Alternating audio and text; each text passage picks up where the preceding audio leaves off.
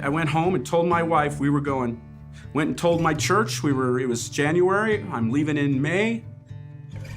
The funny part of it is I still had some second thoughts. And if it wasn't for Aaron really pushing me, like, he would ask me, well, why wouldn't you want to go plant a church?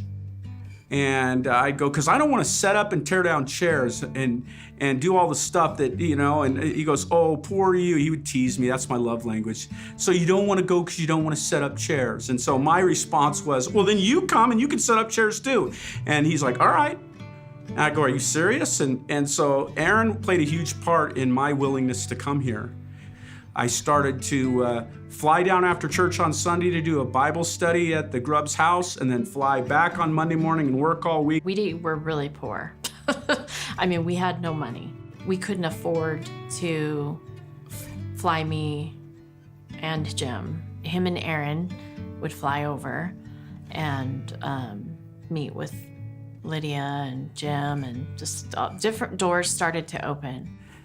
And so as the time got shorter, they had this big goodbye for me and my wife, and we were only asking for 3 months' salary. $30,000 wasn't that much, but it wasn't coming in. And here's the deal. Every week I would call, did the business deal go through? And he'd say, nope. And I don't know, Jim, it's held up.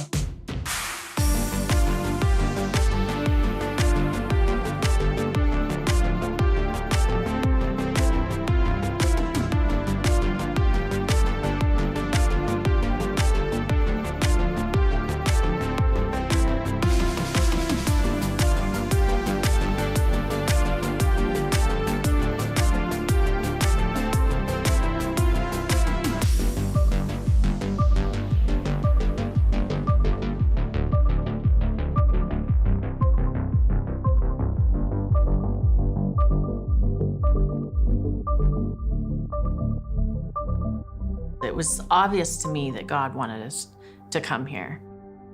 Even though the money wasn't there, it was like, okay, God wants this to happen. I went and told Jim and Lydia Grubb, pray for this to happen. They were like, on it. This deal needs to close.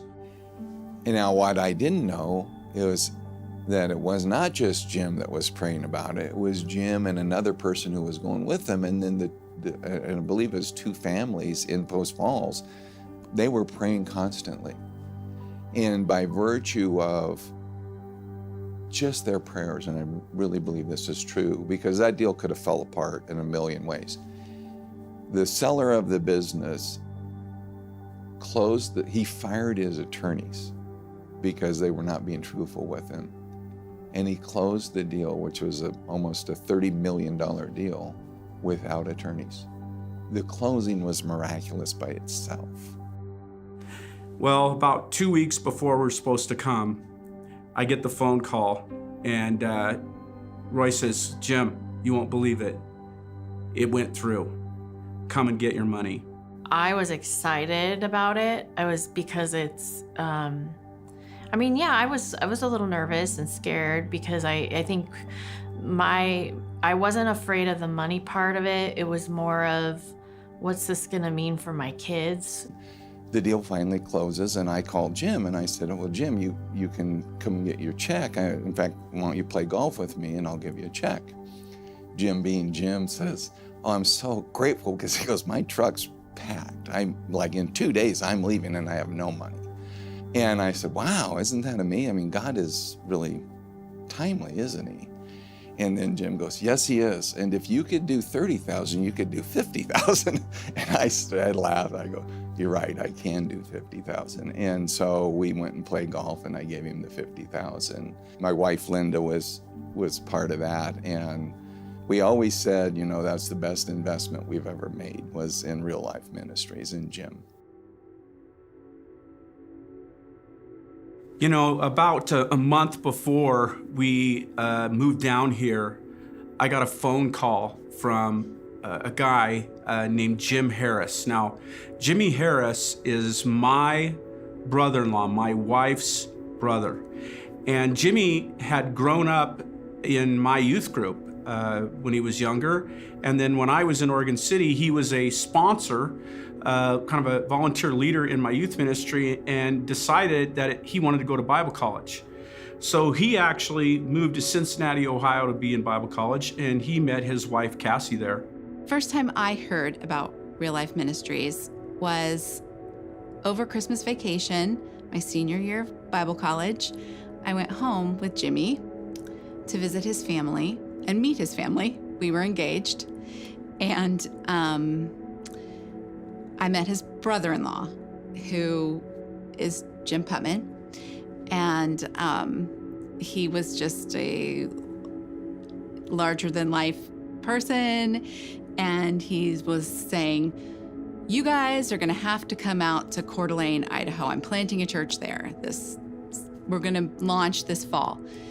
And I remember thinking, where's Coeur d'Alene? Where's Idaho? I was from Ohio, and I had to brush up on my geography a little bit. And I thought, well, yeah, maybe. And then Jim kept talking to Jimmy during that period of time. And Jim and I had worked in a youth ministry together.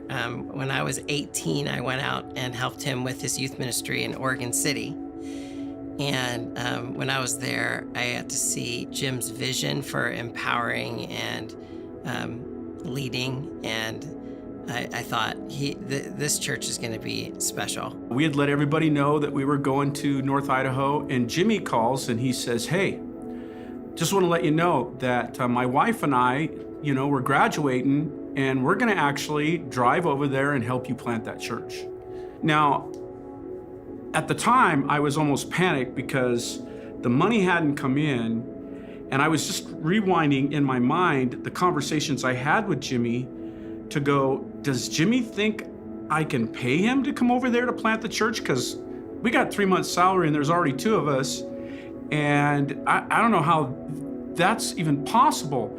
And I said, Jimmy, I don't know if I promised you something, or did I say something that would say, we were gonna bring you over and hire you out of Bible college with your wife? And he said, no, we're gonna drive over there, we're gonna volunteer, we're gonna get secular jobs, and we're gonna volunteer. And Jimmy had learned to play guitar while he was in Oregon City before he went to Bible college. And up until that point, we had nobody that was doing music, or we had great singers. Kelly is an amazing singer, and we had some others that were great singers too, but we had no music ability as far as playing was concerned, other than Aaron, who was gonna be our youth and in small groups. And I, on the one side, was super happy, but I was also really humbled that he would come. And it was just another confirmation that God was really drawing people here to do something that maybe was bigger than we thought. Aaron and I lived with the Grubbs for a little bit, and we started immediately shepherding people and calling people that had been coming to the groups while I'd been flying over here on Sunday evenings in the kind of the ramp up in March, April, and May. They had asked us to put together a meeting of anybody who was interested, and so we ended up having 26 people in my little house, and we put them on the top rung, and they spoke from the stairway, and we had people from Montana, and people from Sandpoint, and people from Grangeville, and people from interested people in the area. The invitation was to come to a introductory meeting for a potential church plant with Jim Putman and Aaron Couch, and it was Super Bowl Sunday, right during the middle of the Super Bowl, and I felt like God was calling me out, that he was challenging me to come to this meeting because I should be there, and because it was the Super Bowl, which is a big deal to me. Football is a big deal. I just knew we had to be there, and that was the first time we met everybody. Jim, at the meeting, vision cast what he wanted for the church, and it was the first time I was ever around Jim. I knew Aaron before because, Libby, Montana, and Sandpoint, we do youth things together. But Jim he came in, and it's a living room, right? And there's a bunch of church people sitting around the living room, very informal. And I had no idea what to expect. And here comes Jim, and he is at DEFCON 1. And he's in 5th gear, whatever metaphor you could come up with, that at the speed of which and the passion that this guy had. What he vision cast, I knew that I had never seen it before. Before I wanted to commit, because the way Jim talks, he draws a line in the sand. You're either going to cross the line or forget about it. You're either with us or against us. And so I thought, I'm going to have to make a commitment to this guy immediately. So I asked him. I said, your dad was a church planter. He moved around. Or what's your status in the Coeur d'Alene Post Falls area? And he made a case that this was going to be home. And so I said, okay. I had no idea what I was signing up for at that moment mentally, but I signed up, and here we are. One of the things that Jim did was bring somebody. He brought Aaron, and I thought that was really smart. And now in church planting, that's the norm. One guy by himself is not going to make the same dent that two guys can, just for moral support. I think spiritual support and encouragement between the two guys. It gives you something to lean on. And I think the old way was, I'm married, I have my family I can lean on. And it doesn't work that way, because they've got their own battles. They're trying to acclimate to a new area, and the two-guy church plant has been our model ever since. As we got here, and Aaron and I actually came ahead of our wives. They stayed and got my kids through school, and Kelly had to finish her job. And Aaron and I, one day, we go down to the computer store. We didn't have a computer, and we were talking with this guy about buying a computer that we thought we might need. And he stops and he goes, "My name's Ed, and are you guys pastors?" And I said, "Yep, we're going to be planting a church." And he said, "I have a question for you. I have some questions about the Bible." And he was having problems in his marriage. And so he agreed to meet afterwards at the Sherry's that was right across the parking lot. And he ended up being the first baptism we had at the Coeur d'Alene River. And it seemed like everywhere we went, we were running into non-Christians. One of the things that we did during that time was, again, we started in a small group, and then it went to 2 small groups, and the 3, and so on. But I still remember we used to meet at the Ross's house. And it got so big that when we'd bring our leadership team together and our group together, we wouldn't be able to stay in the house anymore. We would have to go into the backyard. Well, then it grew so much in the backyard that then we had to put the kids in the front yard, along the street, because we were really safety conscious, and we would be in the backyard. We called ourselves the Backyard Gang. We would have our Bible studies, our leadership meetings. We would sing together. Jimmy started coming in at that point with his guitar, and Jimmy and Kelly and Aaron, and we were playing. It was like church camp in the backyard, and then we'd eat together. And that group played such a huge part back then as we rolled forward. There was this group of 10 families, and we really did meet as a small group. And we would meet here in our backyard. Jim would do a small lesson of some sort. We would have worship songs together. The kids actually played in the front yard. We hired a gal to babysit for us. There was a lot of little kids. And we would just sit back here and, again, eat meals together, have a message from Jim, have worship together, and really get to know each other and begin to trust one another and share our passion for the Lord, and that we felt like we were to plant a church, whatever it was going to look like. And really, in that life group, in that home group, in that small group, bonds became to happen that were so deep. To this day, I would say any of those families, if they needed help, we would be there for one another. Just a lot of trust that grew there. And the fun thing about as we were the backyard gang and getting to know each other, I think about 90% of the group that were coming, we all had summer birthdays. And we wanted to honor them. I mean, most people had come, they didn't have family or friends. So it was like, oh yeah, let's get together for Carter's birthday, or oh, let's get together for Kelly's birthday, or oh, let's get together for, and so we didn't know what God was doing in all of that, bringing us together. Was he was building us up as a family, not just a group of people coming together with a common interest, but that we loved each other and, we were able to be real with each other. When we first in the backyard, most of the people were about our same age, and we had kids about the same time, and it was just more of friendship, and we did everything together. I mean, Jim and Aaron and those guys came in from out of town. Some other, like Wismers, came in from out of town.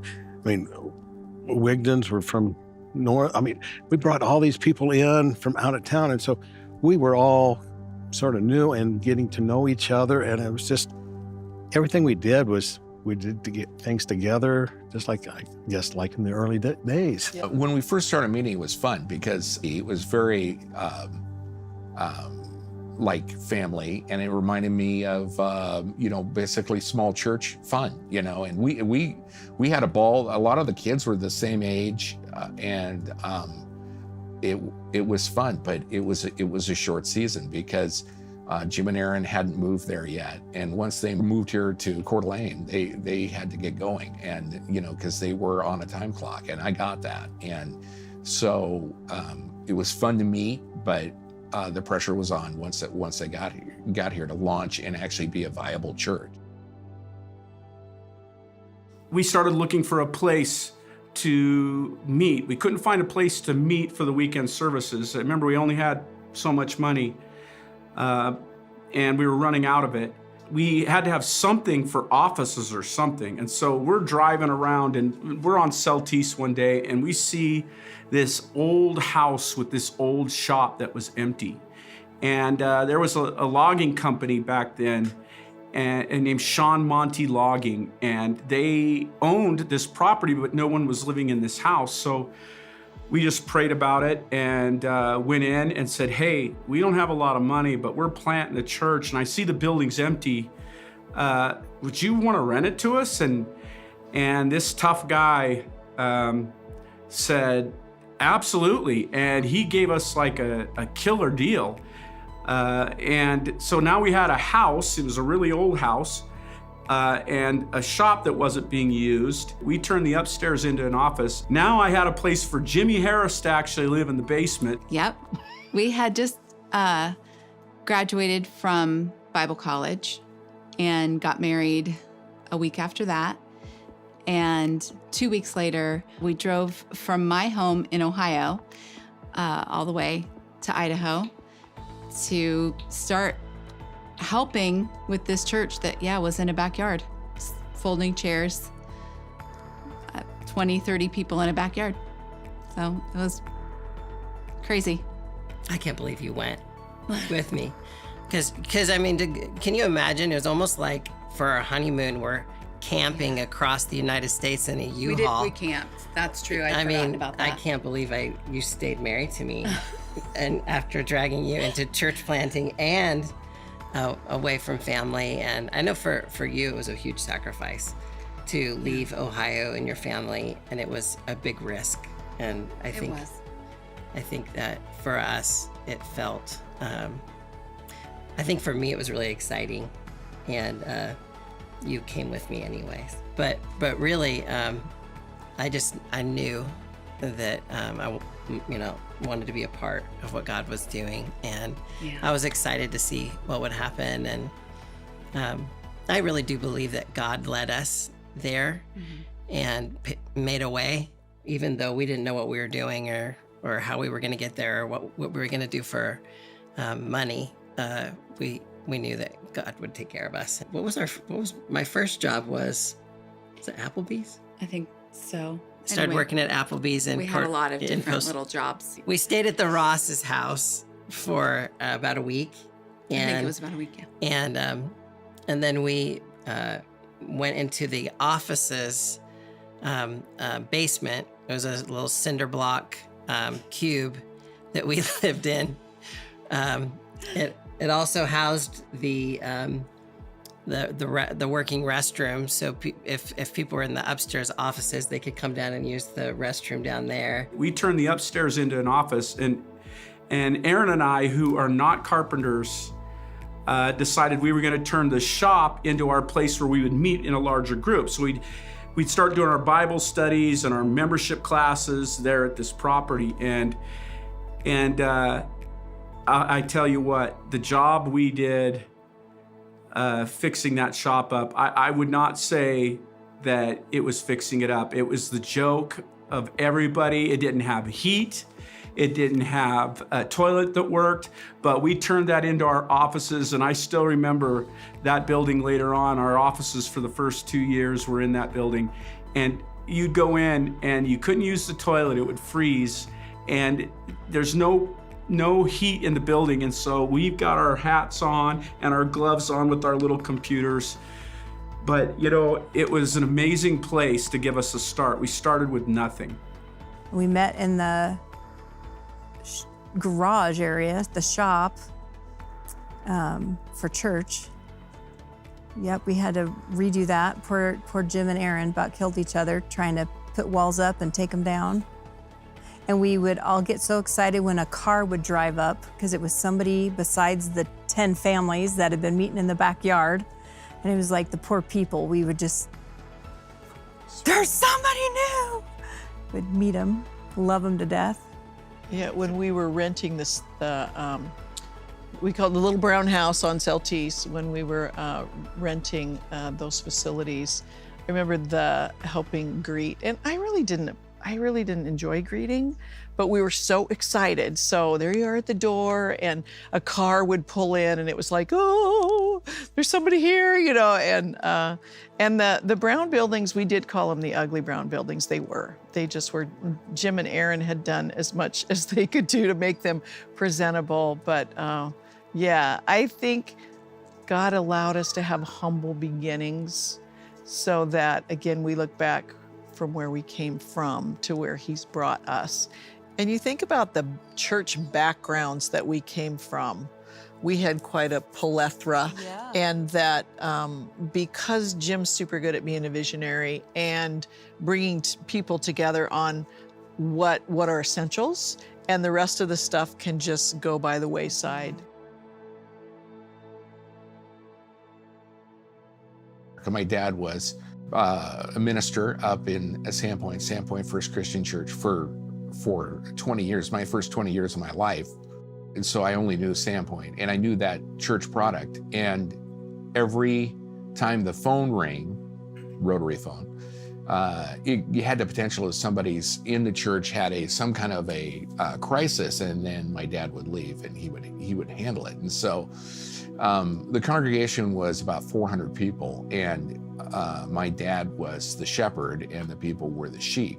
And I thought that worked, but I noticed that the people themselves weren't really growing in Christ because they didn't have an opportunity to grow, and it was a very spectator model. And I feel like Church in America was that. That was the Western mindset, maybe even at the time, was we hire this guy and he stands up in front of us. And we sit here and we show up on a Sunday. We do our job. We show up and then we, give that guy money. And if we're not happy with that guy, if he says something to us personally or we're offended, then we move and get a new guy. And, the church has really had a hard time growing because it was all based on what the guy was on stage and what the guy was on Sunday. And when Jim came, and in fact, it was the first thing he said the first night I met him was Church in America doesn't work. And, he talked about the stats of why it didn't work, which are all true. And I was living proof of that. And, he talked about something else, whatever that was, you know. I was curious. I hadn't seen it, but I wanted to see it. You know, when we would get together, we would talk about what we wanted the church to look like as we grew. We wanted to make sure that we were always thinking in terms of not becoming a clique where people couldn't get in. And we started laying out the vision and mission of our church, that we were going to reach the world. We were going to go get these people and not wait for them to come to us. At the same time, when we did reach them, we were going to disciple them. We were called to make disciples, not converts. And we were going to do that the way Jesus had done it, in small groups. So not only were we going to reach people and go wider, but we were going to go deeper as the Lord brought people. We started to go, okay, how should we word our language, you know? How should we talk about defining terms? As a wrestling coach, I knew if I were to call out a move that I wanted the kid to do, but he didn't understand that move or define it the same way, that wasn't helpful. In football, if you didn't get together in a huddle and call the plays so that everybody understood their role and there was a common language, then it didn't matter how, you weren't going to win at the line of scrimmage. And so what does it look like to be aligned biblically, say here's where we're at, philosophically, here's the way we do it, relationally, we want to love each other well. How do we do this in a way that honors God? At the time, the big discussion was, you know, what do we name our church? And we came up with a whole bunch of different ideas together, but we kind of settled on this concept of Real Life Ministries. And our slogan at the time was where Jesus and real life meet. So we're gonna talk about real things. We're gonna be real people. Remember, my upbringing was everybody's always fine. But my view after being in the church for all these years is nobody's fine all the time. So this whole fake game of being fine and nothing wrong, and I'll handle it myself, and I'll go to church, but I won't actually be the church, and I'll help somebody else, but I won't let them help me. All these things that I didn't see as biblical, we didn't see as biblical. We were going to be real. And I think all of us really agreed with it because we wanted to be about real life. And that was really our heart and our passion the whole time, wasn't it? Is real life is messy and hard. And we need to be a group of people that love Jesus, that get to share about how hard it is, and that life needs to be real with each other and be a life group together where we can be real about all the stuff.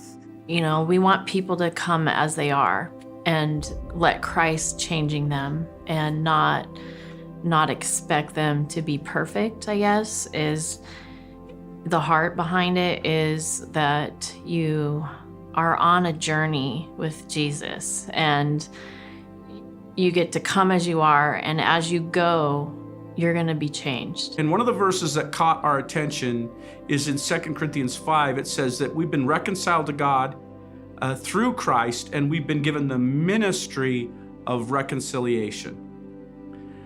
This word ministry became a huge word for us. Everybody is saved from something, for something. We are all ministers of reconciliation, every one of us. It's not, I pay the pastor to do it. It's not, we gather and the paid players are on the stage. Every person is a minister.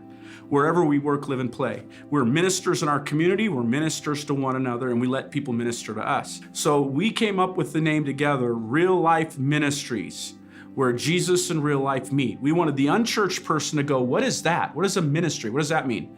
And we wanted the Christians to go, oh yeah, I'm a minister. I'm not a consumer. I'm not here to have my needs met all the time, and it's about what I like for music, and it's about it's my church. No, we minister to others because that's what a spiritually mature person does. And so they minister to God and to others, and they allow God to minister to them and others to minister to them as well. And so we came up with this together, and that became our vision, reach the world for Jesus. Our mission is going to be that we're going to make biblical disciples. And as time went on, we refined that, clarified that more. But from the beginning, it's been, this is Jesus' church. We're on mission. with and for him. We're going to do it together. We all play a part. Our job is to make disciples, not converts. And we're going to do that best. Yes, there's a purpose for the weekend services, but everything funnels down into small groups where we do life together, where we grow, we support each other. Then together, we launch out into this community, and we've done that from the very beginning. I think that his vision for church was so great. Even from the very beginning, we knew that he had a vision for regular people. He wanted to call it Real Life Ministries because he wanted people to be a part of it and to know that they weren't just going to church, that they were the church. And we were both just really drawn to that vision. And I think right. that's what ministry is. I mean, ministry is just people, right? It's just people trying to follow God and be changed by him and be on mission with him. And I see that over and over and over again. You know, Jesus used regular people that didn't know what they were doing, and he even used us. And we're talking about a group of knuckleheads. That original crew was a bunch of knuckleheads, and God used them anyways. The weird part about it is the people there were on the normal side of normal, but I think that group is a testament of what God was trying to do later, which is it's not about these people. It's not about the thing you think it is. You know, it's not the we didn't have a light bulb moment. We didn't have these people are just more talented than other people. They were the most normal people you could possibly get, me included. And but that proves a miracle, I think. So I guess that was part of it, is none of us knew, but we were all willing to pray together, trust each other, obey, listen to the voice of God, and go on a journey that we really didn't know where it was going to take us, but we were willing to do it together. It was just, it was a time where we did everything together. We did it in relationship. We served together. We worshiped together. We did life together in our life groups. What I loved is how Jim and Aaron modeled and challenged us back then. We are going to love and serve all people. And really early on too, it was one of those things where we wanted people to feel welcome. And some churches, you don't take coffee in anywhere, but it was like we got volunteers to help make coffee. We had to bring in the coffee urns, and people stood behind there. And a lot of times Saturday night was making cookies, because again, we wanted people to feel at home. I just remember being so excited all the time about little things.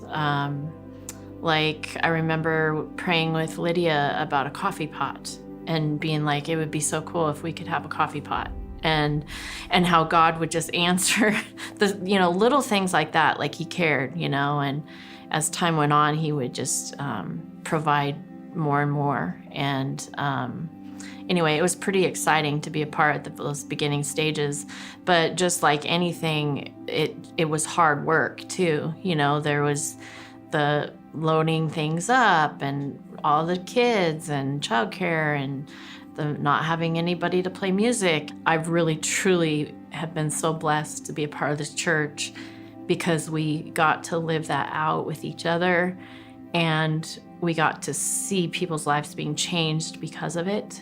Our daughter at that time, Sophie, was born 2 years earlier. She had a lot of health problems, and we were just starting to get out of survival mode and surface into, maybe we're okay. Sophie built relationships with different people in the church. Marianne Bewley still has, she has this fantastic red hair, and Sophie was just immediately enamored with it. She was 2, and of course, she at that time her eyes didn't look right. I mean, you knew there was things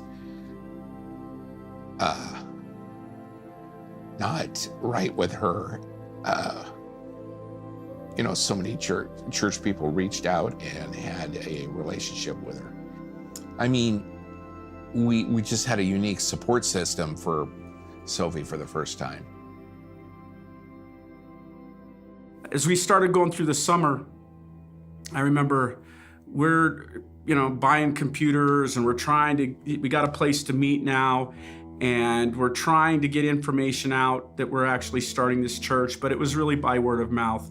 And it was really people that had been disenfranchised from churches that were coming, or unbelievers altogether, and the numbers just kept growing. We're running out of money quicker than we had hoped. Trying to fix up that shop and renting the house and all of this that we were trying to do. We are garage sailing all summer long, going, okay, we don't have a building yet, but we're gonna have a building, and we don't have any equipment. And we get a phone call from this church that had closed down. And they called us and said, hey, we've got our storage units, and there's some stuff in there that you guys might be able to use. And so we went in, and they had an old sound system. And now we had our first sound system. I mean, it was old, but at least it turned on. We didn't have anything for showing music, and so we got an overhead projector. And so now we had something to show music with if we're gonna sing in church. They had old crayons. As we started to garage sale, we had all kinds of toys that we had to have for the children's ministry, and we started taking old lumber, and Dave and Laura Wismer had come. Dave and Lance and a bunch of guys started taking this old wood and putting it into tables. So they created our children's ministry tables with scrap wood, and they painted it blue. If you were to really think about it, we didn't have one thing really that a church would have told you needed to plant a church. I didn't know that churches were starting for $250,000 with multiple staff and all this equipment. I didn't know that's how churches were being planted. My dad had just done it with our family and very little money, and so I just thought that's how you did it. And if I were to say anything about that season, God did so many things, bringing the right people at the right time. What he did with Jimmy and Cassie, what he did with Roy. I mean, every step of the way, God was telling us the next step. And he was using what we had, because we were using what we had to the best of our ability. And we may not have had all the things that the church today says you need, but we did have the ability to follow Jesus's method and do life together and make disciples in small groups and make sure we were staying together in alignment, theologically, relationally, philosophically. And it was one of the most dynamic, life-changing times. But during this whole time, we could still not find a building to meet in. We had gone to the school district. They were really afraid if they opened it up to a nonprofit, they'd have to open it up to every nonprofit. So they'd made this deal that you could only use a school building for an event. And if you were gonna use it in any stretch of time, it could be no more than 6 months. And so we weren't gonna just start something in a school and then have nothing afterwards. Very little money was coming in. And one day, I'm going to visit a new family in the valley that I had heard about. And was going to invite them to church. And I'm driving down the road, and off to the right there, it was a movie theater. And as I was driving by, I thought, I wonder if somebody's thought about a movie theater. And maybe that would work. And I pulled off. There was the lights were all off. There was one car in the parking lot. And I remember thinking, nobody's here, but I'm gonna at least go knock on the door. So I get there, park, walk up to the door, just push, and it's open.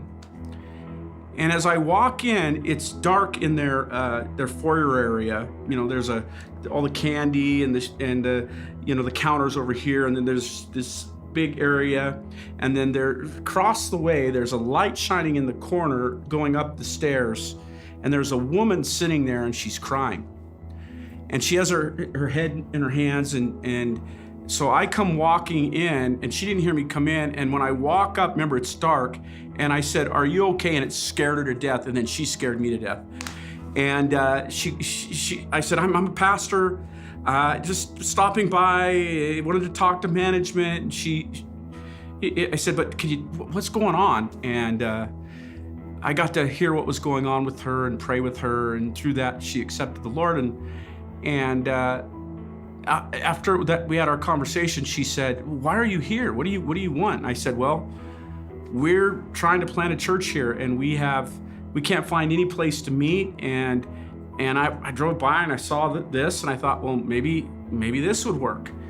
And she said, well, the owner isn't a Christian, but I think he may have gone to Promise Keepers once. But they're really struggling for money right now. The theater, has been struggling. Maybe I could talk to the owner. And I said, well, that would be awesome.